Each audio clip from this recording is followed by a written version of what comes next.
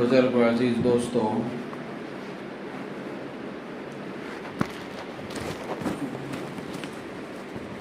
آج 17 رمضان المبارک کا دن گزر چکا ہے۔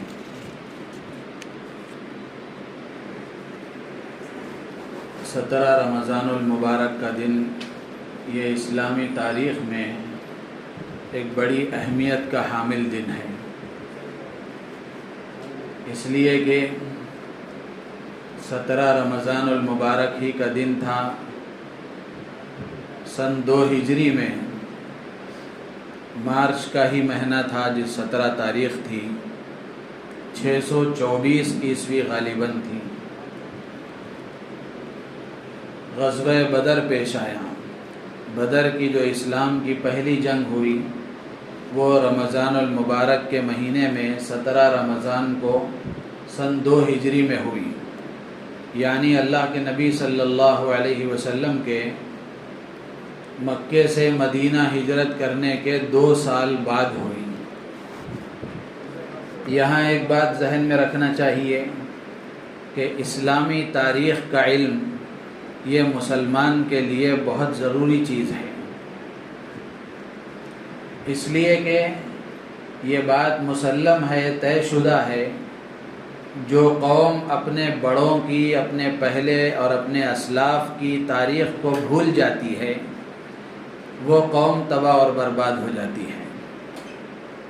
اس لیے کہ امام مالک رحمۃ اللہ علیہ فرمایا کرتے تھے کہ اس امت کی اصلاح، بعد والوں کی اصلاح اسی طریقے سے ہوگی جس طریقے سے پہلے لوگوں کی اصلاح ہوئی ہے، اور بعد والے انہی کاموں کو اختیار کر کے کامیاب ہو سکیں گے جو کام پہلے لوگوں نے کیے تھے۔ تو اس لیے اپنی تاریخ کو جاننا، اپنی تاریخ کا علم رکھنا یہ ہم میں سے ہر ایک کے لیے ضروری ہے۔ اگر ہم اپنے صحابہ کو، اولیاء کو، انبیاء کو، اکابر کو، بزرگوں کو اگر بھول گئے، ان کی تاریخ سے ہم ناواقف رہ گئے تو ان کی تاریخ ہمیں معلوم نہیں ہوگی، جس کی وجہ سے ہم ان سے دور ہوتے جائیں گے، ان کی زندگی کا ہمیں پتہ نہیں چلے گا، تو ہماری زندگی کو ان کے نقش قدم پر لانا یہ ہمارے لیے آسان نہیں ہوگا۔ تو اس لیے اپنے اسلاف کی تاریخ کو، اسلامی تاریخ کو، اسلامی ہسٹری کو پڑھنا، معلوم کرنا اور اس کے مذاکرے کرنا یہ ہم میں سے ہر ایک کے لیے ضروری ہے۔ لیکن افسوس کی بات ہے کہ مسلمان معاشرے پر اگر نظر ڈال کر کے دیکھیں، چاہے نوجوان لڑکے ہوں، نوجوان لڑکیاں ہوں، بڑے افراد ہوں، مرد ہوں، عورتیں ہوں، ایک بڑا طبقہ مسلمانوں کا وہ ہے جو اسلامی تاریخ کو نہیں جانتا۔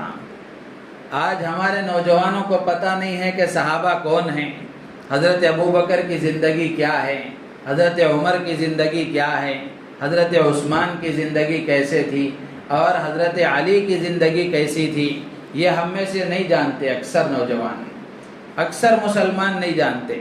نام بعض تو ایسے ہیں جن کو نام بھی معلوم نہیں ہیں، اور بعض ہیں جو نام سے واقف ہیں لیکن ان کی زندگی سے واقف نہیں ہیں۔ تو اس لیے آج ارادہ ہوا کہ 17 رمضان چونکہ گزرا ہے تو جنگ بدر سے متعلق کچھ باتیں آپ حضرات کے سامنے عرض کر دی جائیں کہ یہ جنگ کیوں پیش آئی۔ تو لکھا ہے سیرت میں، کتابوں میں، کہ جب اللہ کے نبی علیہ السلام ہجرت کر کے مدینہ تشریف لے گئے تو مدینہ میں مسلمان خوشگوار ماحول میں زندگی بسر کرنے لگے، اپنے دین پر عمل کرنے لگے، اور مدینہ میں دین پھیلنے لگا۔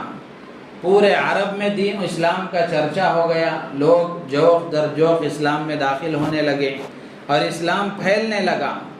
تو یہ جو مکے کے سردار تھے، کفار مکہ تھے، ان کو یہ بات ہضم نہیں ہوئی اور ان کو خطرہ محسوس ہوا کہ کہیں ایسا نہ ہو کہ اسلام پورے عرب میں، پوری دنیا میں پھیل جائے۔ اس لیے انہوں نے ایک پلاننگ کی اور ابو سفیان کو تیار کیا کہ ایک تجارتی قافلہ ملک شام کو بھیجا جائے، اور جب وہ وہاں سے واپس آئے تو کچھ جنگی سامان لے کر آئے تاکہ ایک بڑی اور فیصلہ کن جنگ کی جائے مسلمانوں سے اور زمین سے ان کو ختم کر دیا جائے، نہ رہے بانس نہ بجے بانسری، کہ یہ ایک پورے طریقے سے ٹوٹل طریقے سے ان کو ختم کر دیا جائے۔ تو چنانچہ اس پلاننگ کے ساتھ ابو سفیان کا تجارتی قافلہ مدینے کے لیے ملک شام کے لیے روانہ ہوا۔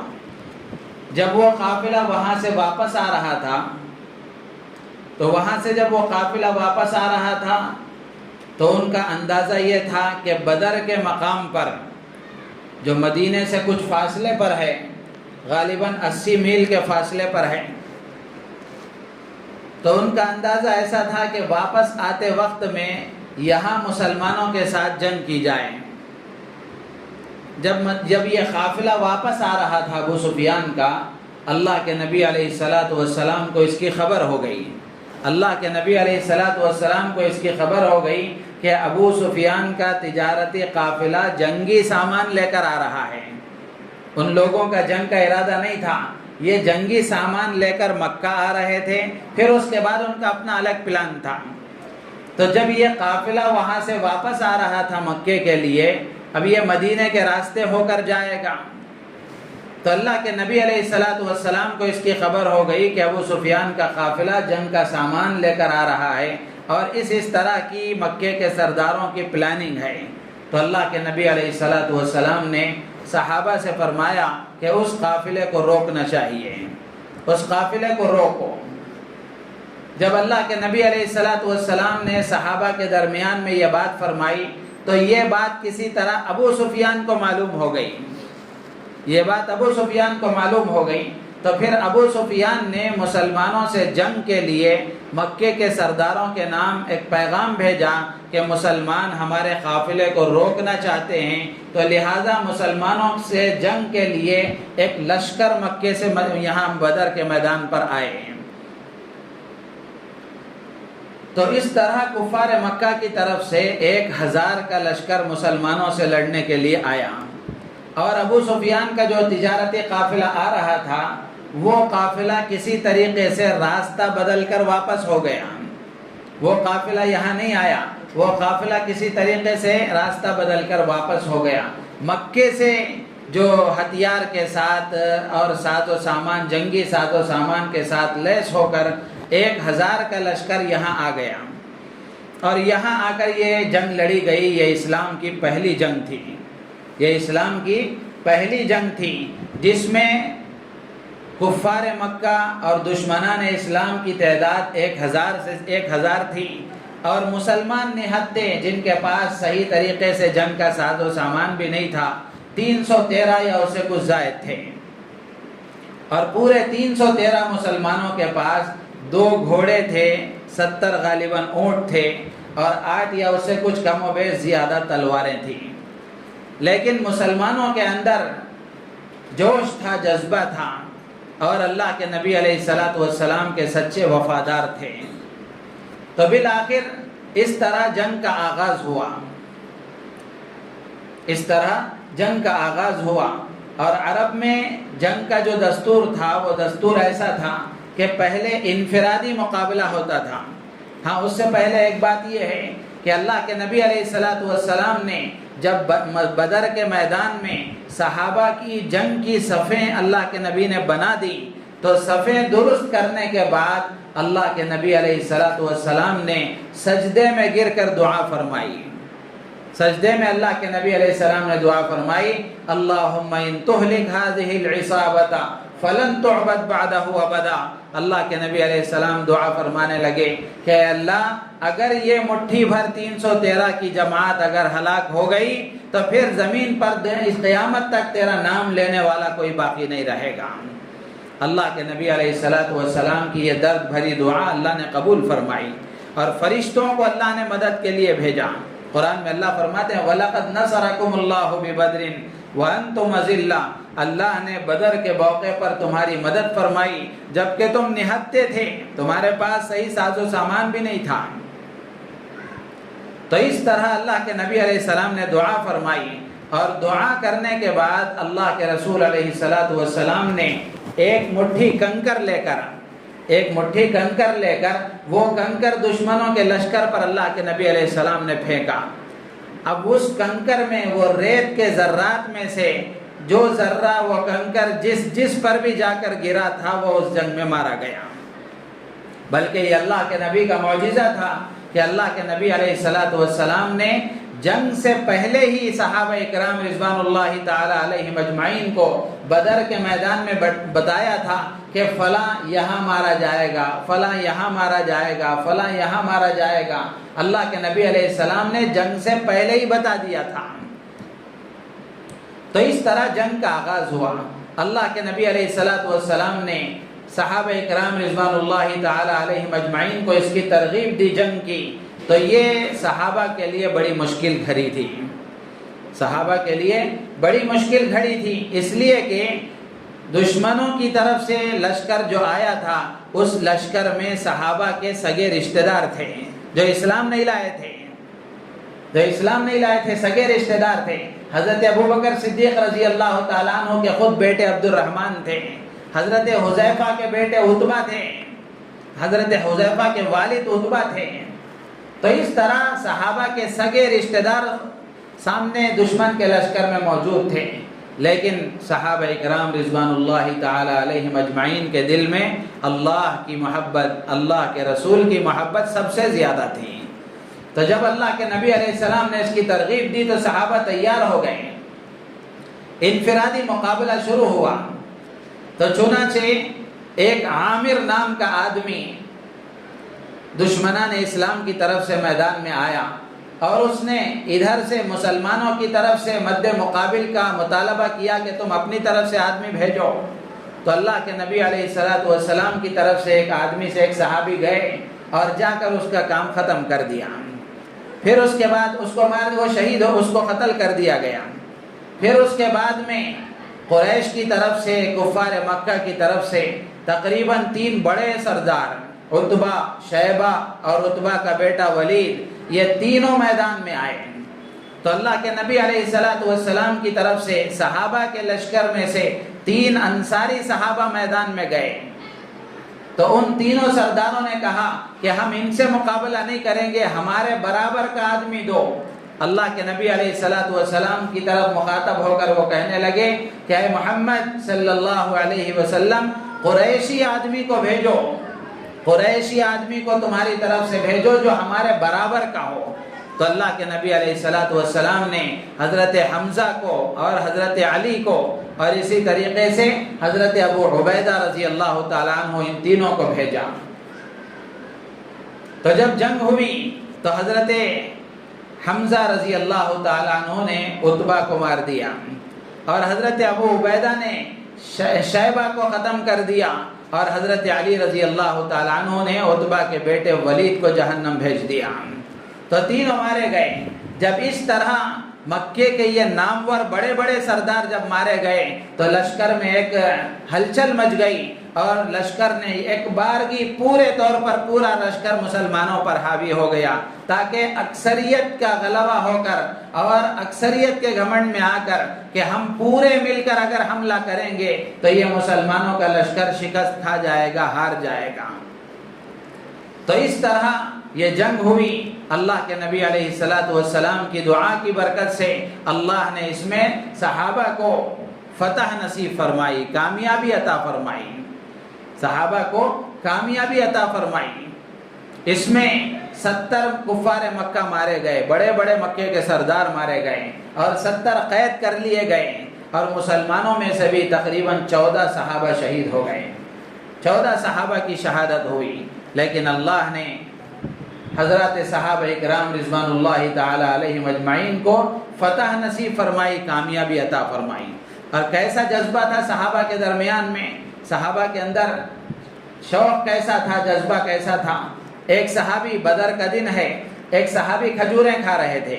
اللہ کے نبی علیہ السلام کی طرف سے اعلان ہوا جو آج صبر و استقامت کے ساتھ لڑے گا اور پیٹھ پھیر کر نہیں بھاگے گا وہ یقیناً جنت میں جائے گا. جب اللہ کے نبی کا یہ اعلان ہوا تو وہ صحابی کھجوریں پھینک کر اٹھ گئے اور اٹھ کر یہ کہنے لگے واہ واہ واہ واہ، میرے اور جنت کے درمیان میں بس اتنا سا فاصلہ ہے کہ یہ لوگ مجھے شہید کر دیں، بس اتنا سا فاصلہ ہے کہ یہ لوگ مجھے شہید کر دیں۔ وہ اٹھ کر دشمنوں کے جم گھٹے میں گئے اور جا کر لڑتے ہوئے شہید ہو گئے، اس طرح وہ جنت پہنچ گئے۔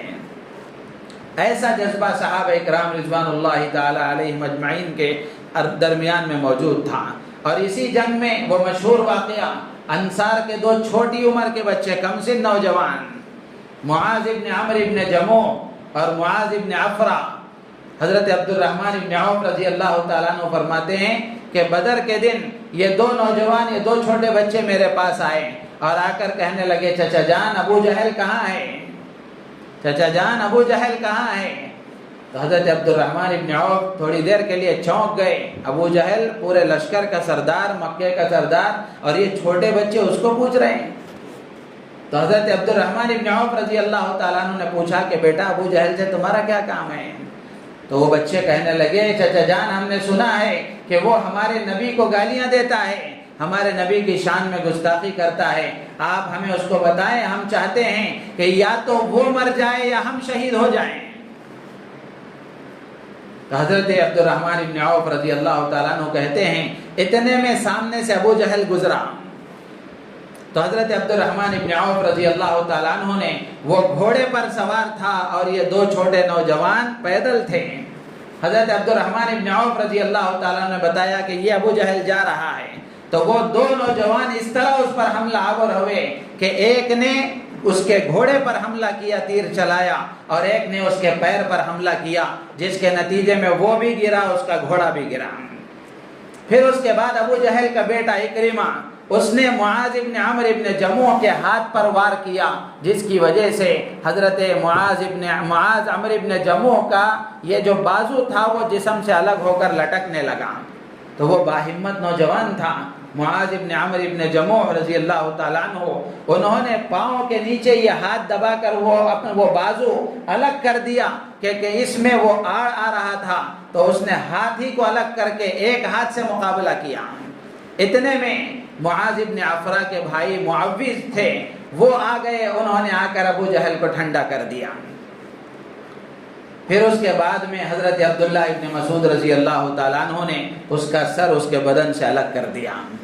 تو اس طرح یہ جذبہ صحابہ کے بچوں میں، یہ جذبہ صحابہ کے اندر موجود تھا، اور یہ اسلام کی پہلی جنگ تھی۔ جب یہ جنگ ہوئی تو اس کے بعد میں اسلام کا رعب اور دبدبہ لوگوں میں آیا، قریش کی ہوا اکھڑ گئی اور یہ مکے کے سرداروں کی ہوا اکھڑ گئی، اور اسلام کا رعب و دبدبہ اور اسلام کی ہیبت لوگوں کے دلوں میں پیدا ہوئی، اور مسلمانوں کی عظمت لوگوں کے دلوں میں پیدا ہوئی۔ تو یہ تاریخ ہے مسلمانوں کی، یہ تاریخ ہے مسلمانوں کی۔ تو صحابہ اکرام، یہ جنگ بدر صحابہ اکرام رضوان اللہ تعالی علیہم اجمعین کے اندر اللہ کی محبت کی دلیل ہے، اللہ کے نبی کی محبت کا ثبوت ہے کہ سگے رشتہ دار سامنے ہیں، لیکن اللہ کی محبت سب سے زیادہ ہے، اللہ کے نبی کی محبت سب سے زیادہ ہے، اس لیے کہ اللہ کے نبی علیہ السلام نے فرمایا لا یؤمن احدکم حتی اکون احب الیہ من والدہ وولدہ والناس اجمعین، تم میں سے کوئی اس وقت تک ایمان والا نہیں ہو سکتا جب تک کہ اس کے نزدیک میں اس کے باپ سے، اس کی ماں سے، اس کی اولاد سے اور کائنات کی ہر چیز سے زیادہ محبوب نہ ہو جاؤں۔ اللہ کے نبی کی محبت جب تک سب محبتوں سے زیادہ نہیں ہو جائے گی، اس وقت تک آدمی کامل ایمان والا نہیں کہلائے گا۔ اور یہ جنگ بدر ثبوت ہے صحابہ کے اندر اللہ کے نبی کی محبت زیادہ تھی۔ بعد میں حضرت عبد الرحمن جو حضرت ابوبکر کے بیٹے جنگ بدر میں دشمنوں کی طرف سے آئے تھے، بعد میں وہ بھی مسلمان ہو گئے۔ انہوں نے ایک مرتبہ اپنے والد سے کہا کہ ابا جان جنگ بدر میں آپ میری زد میں آ گئے تھے، لیکن میں نے باپ ہونے کا خیال کر کے آپ کو چھوڑ دیا۔ حضرت ابوبکر رضی اللہ تعالیٰ عنہ کہنے لگے کہ اگر میری زد میں تو آتا تو میں نہیں چھوڑتا تھا، اس لیے کہ نبی کی محبت زیادہ تھی۔ کیا مجال تھی کہ میرا بیٹا ہوا نبی کے خلاف میں چلا جائے، میں اپنی اولاد کو نبی کے خلاف دیکھوں۔ تو یہ جنگ بدر صحابہ کے اندر اللہ کے نبی کی محبت کا ثبوت ہے۔ تو میرے عزیز و دوست بزرگوں، جنگ بدر کا پیغام یہ ہے کہ ظلم کے خاتمے کے لیے، ظلم کے خاتمے کے لیے اور ظالموں کے ہاتھوں کو پکڑنے کے لیے ہر انصاف پسند آدمی کو اپنا کردار ادا کرنا چاہیے۔ آج نہ جنگ ہے نہ جنگ کا میدان ہے، لیکن ہمیں اپنے نفس سے جنگ کرنا ہے، اپنے نفس سے جنگ کرنا ہے اور اپنی بری عادتوں سے جنگ کرنا ہے، اپنی بری عادتوں سے جنگ کرنا ہے کہ اپنے نفس کو کنٹرول میں کرنا ہے اور بری عادتوں سے اپنے آپ کو بچانا ہے۔ اور اسی طریقے سے ہر معاشرے میں کچھ نہ کچھ ظالم ہوتے ہیں جو غریبوں کو ستاتے ہیں، عورتوں کی عزتیں لوٹتے ہیں اور دوسرے اور غلط کام کرتے ہیں، تو ایسے ظالموں کو بھی قانون کے کٹہرے میں لا کر ان کو سزا دلوانا، اس کے لیے بھی ہمیں اپنے آپ کو تیار کرنا ہے، اس کے لیے بھی اپنے آپ کو تیار ہونا ہے۔ یہ بھی جنگ بدر کا پیغام ہے۔ تو اس لیے میرے عزیز و دوستو بزرگوں، یہ جنگ بدر کی کچھ مختصر تاریخ تھی جو آپ کے سامنے عرض کی گئی، اور اس کا مختصر پیغام تھا کہ ہمارے اندر بھی اللہ کی محبت سب سے زیادہ ہو، اللہ کے نبی کی محبت سب سے زیادہ ہو، اور ہم میں سے ہر ایک کی ذمہ داری یہ ہے کہ ہم اپنے ملک کے وفادار شہری بن کر اس بات کی کوشش کریں کہ ملک کا ہر شہری امن کے ساتھ زندگی گزارے۔ ہر شہری، صرف مسلمان نہیں، ہر آدمی انصاف اس کو ملے اور سکون کے ساتھ وہ زندگی گزارے، ہر غریب کو اس کا حق ملے، ہر عورت کی عزت محفوظ ہو اور ہر کسان اس کو اس کا حق ملے، ہر دلت کو اس کا حق ملے۔ اس کے لیے ہم میں سے ہر ایک کو کوشش کرنا ہے، ہم میں سے ہر ایک کو کوشش کرنا ہے۔ انصاف کے قائم کرنے کے لیے محنت کرنی پڑتی ہے، انصاف کے قائم کرنے کے لیے محنت کرنی پڑتی ہے۔ تو اس لیے میرے عزیز و دوست بزرگوں، ہم میں سے ہر ایک کو اس بات کی کوشش کرنا چاہیے کہ ہمارے ملک میں امن برقرار رہے، محبت برقرار رہے، پیار اور بھائی چارہ برقرار رہے، ہر آدمی سکون کی سانس کے ساتھ زندگی گزارے، سکون کے ساتھ زندگی گزارے۔ اس کے لیے ہمیں اپنے آپ کو تیار کرنا ہے۔ اس کے لیے اب جو الیکشن آنے والا ہے، اس الیکشن کے لیے اپنا ووٹر آئی ڈی کارڈ بنانا ہے، انرولمنٹ کرنا ہے، اور ہر آدمی کا اس بات کو یقینی بنانا ہے کہ اس کا نام ووٹر لسٹ میں شامل ہو۔ کتنے ایسے لوگ ہیں آج بھی مسلمان، ان کا نام ووٹر لسٹ میں نہیں ہے، لیکن کوئی فکر نہیں ہے۔ اگر بے فکری ہوئی تو آگے آنے والے حالات بہت خطرناک ہیں، بہت خطرناک ہیں۔ ضرورت ہے اس بات کی کہ محلے میں ایک بیداری پیدا ہو، کچھ نوجوان تیار ہوں جو روزانہ تراویح کے بعد یا ظہر سے عصر تک وقت دے کر کے ووٹر ہیلپ لائن ایک ایپ آتا ہے، وہ ایپ ڈاؤن لوڈ کر کے اس میں لوگوں کے ووٹر آئی ڈی کارڈ بنائیں۔ یہ خدمت ہے اس وقت کی سب سے بڑی خدمت ہے، سب سے بڑی خدمت ہے۔ ہر آدمی کو کوشش کرنا چاہیے، کریں گے انشاءاللہ۔ اللہ تعالی ہم سب کو عمل کی توفیق